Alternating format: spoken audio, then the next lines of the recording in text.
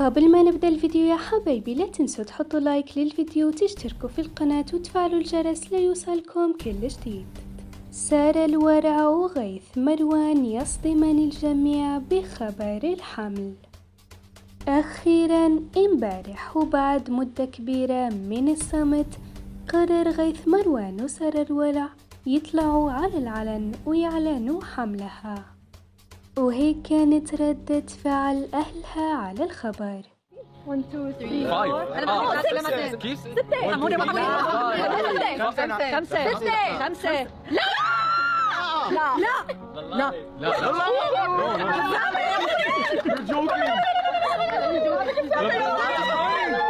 You're joking. Oh my god.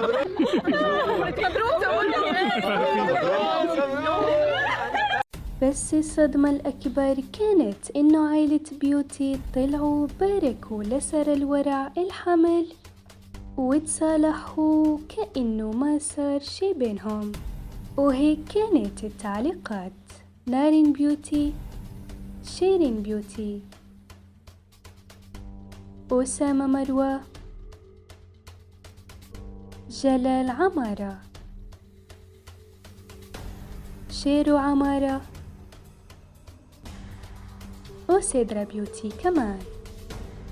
التعليق اللي صدمت الجميع أكتر وأكتر وخلت المتابعين يتفاجئوا بهذا الخبر كمان، فالواضح إنه تصالحوا ما في شي بينهم هلأ.